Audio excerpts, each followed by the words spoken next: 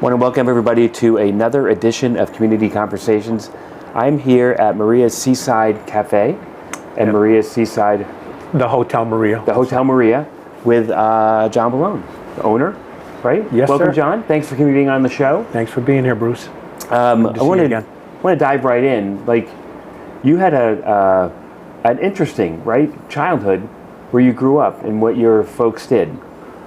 Well, I thought it was normal. Right. That everybody Great point. lived at a motel and had a big parking lot in the back to ride your bikes and go-karts on. But yeah, when I was, 6 months old, my parents bought a place called the Breezeway Motel here on Winnapaug Road in Misquamicut. And then when I was 9 months, so in March of '71, we moved in to this little property that had 12 rooms. There were no showers in the rooms, just little bathrooms. But there was a beautiful piece of land, and it had a nice reputation that the former police chief of Westerly and his wife owned the property. Anyway, so that was the beginning of hospitality for myself and my family, my parents.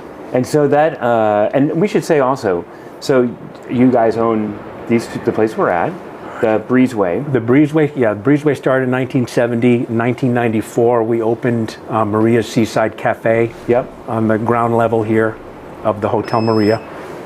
And then in 2012, we had Hurricane Sandy, kind of wiped everything out. And so we decided to build a hotel. It took a little longer than expected to build it. But we opened the hotel portion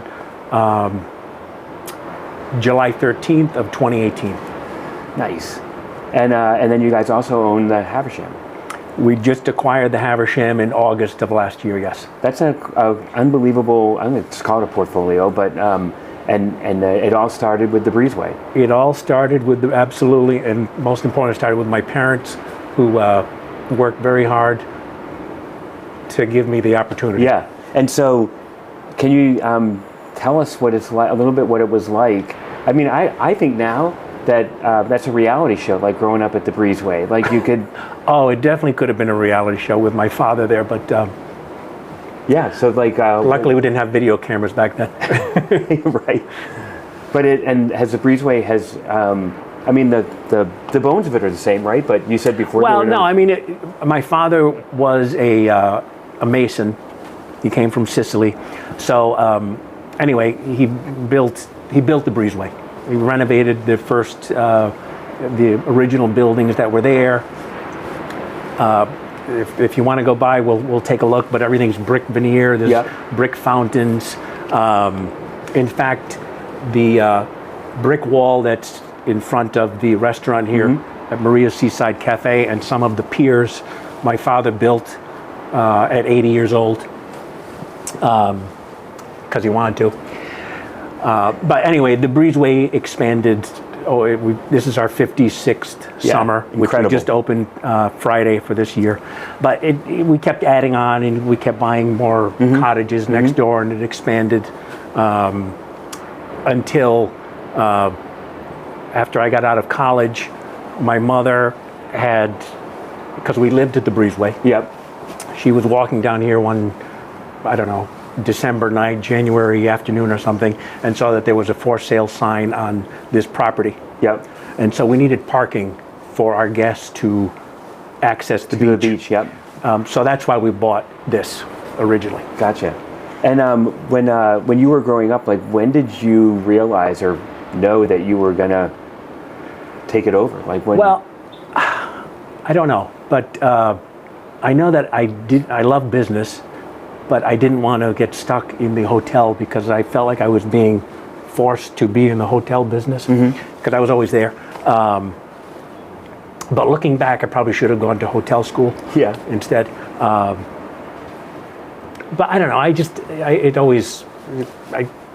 It was every day, waking up, working there, doing it, and then I think I'm halfway good at it. So why not stick to it? I'm sure. I don't think it's a bad thing. I mean, as far as like going to it's not glamorous. It's not. I mean, you do everything Yeah. You know, you plunge toilets and you sweep the parking lot and whatever. Yeah, well, you never know what's going to come up, right? Right. But I think that's part of for me, a part of, like, it's an allure, because I worked at a theater on Cape Cod for 5 years that I learned how to do everything. If that theater flooded, I knew how to pump it out. Yeah. And but it keeps you going. It keeps you, like, the things that you learn, the different things that. Yeah, I met lots of people.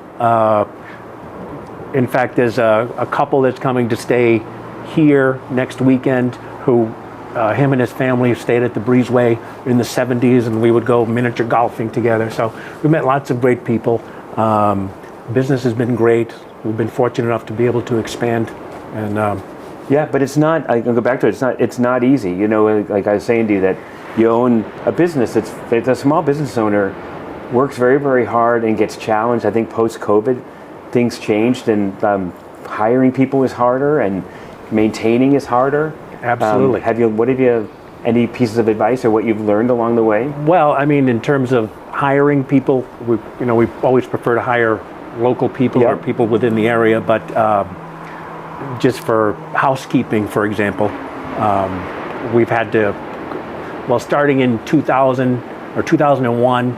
We started hiring students from overseas, college kids, J1 visas. J1 visas, right. And now we're into H2B visas because it's difficult to find people, especially for, the summer season, because you need more employees than for the rest of the season. It's difficult to hire local people, so we went out of the country. Yeah.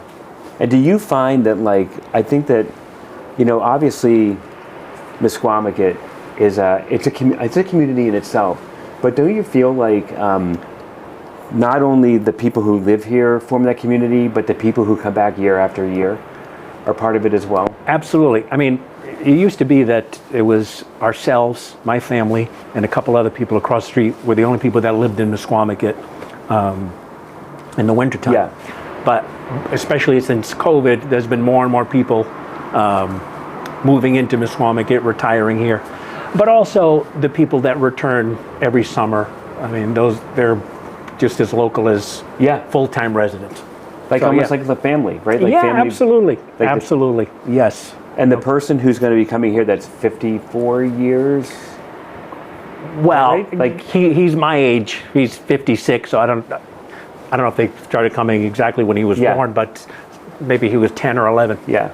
And all relationships that you have, right? Like, but that kind of makes it. That does make it. I think I know right? more people in Western Connecticut than I do in Rhode Island. Yeah, right. Let's put it that way. Right.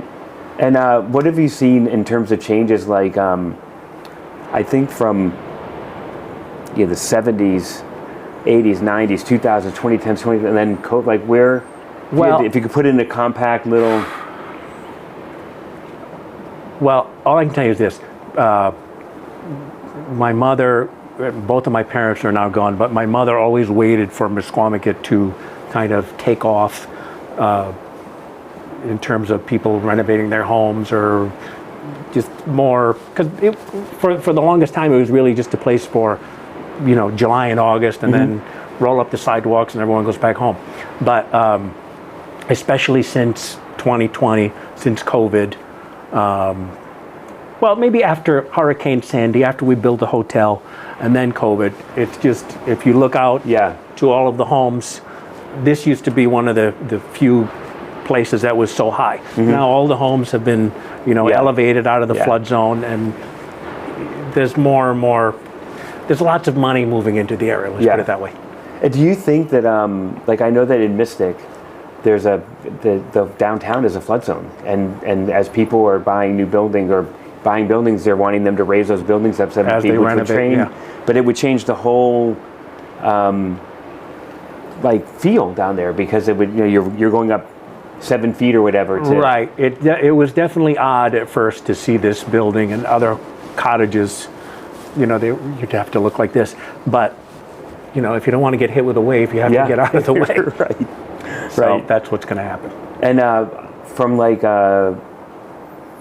being in the position that you're in and seeing what you've seen, are there any pieces of advice that you would give to somebody who was either looking to start small business, looking to start Misquamicut, anything that you've learned along the way that you would instill? I would say don't wait for the perfect opportunity, because there never is the perfect opportunity. You just have to do it and work hard and hope for the best.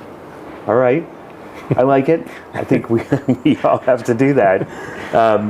And from a family perspective, your wife? My wife, Melissa, yes. Who is as involved as really, right? Like it's a family affair. Yeah, absolutely. We're business 24 hours a day, which may not be the best thing all the time, but to do what we're doing, it's 24 hours a day. So I don't know how else I would do it. I don't think I could have married somebody that, worked at the bank, for example. I'm sure she'd feel the same way. Yeah. So, and you have a daughter? I'm sorry? You have a daughter? I have a daughter I have one daughter named Maria. And that's? Who was named after my mother, of course. My mother passed away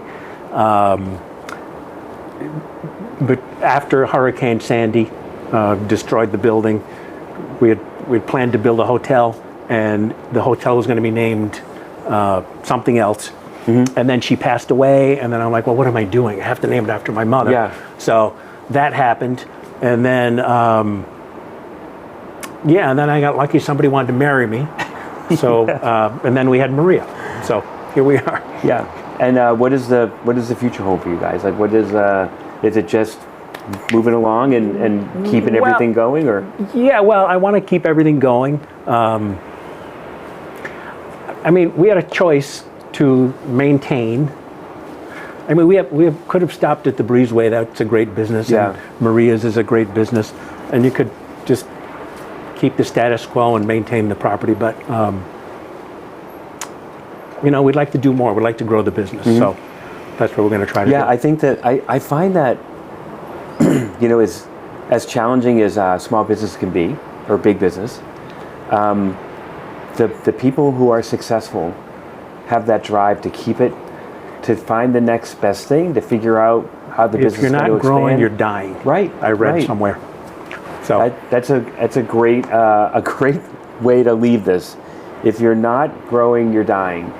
And from the chamber perspective, I think that was Michael Eisner, by the way. But is that anyway, right? Is that right? I think so. Disney, right? Yeah.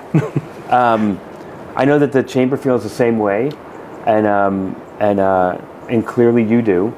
And I want to say, just thanks for being on this edition of Community Conversation. I want to thank everybody for watching. And if you are interested in learning more about Maria's, the Breezeway Boutique Hotel, the Hotel Maria, or the Haversham, then they're all on the web and Googled. Easily Absolutely. Googleable, if that's a word. So, John, I want to thank you for being on. Thank you. Thanks for coming to see us. We'll see everybody next episode. Thank you.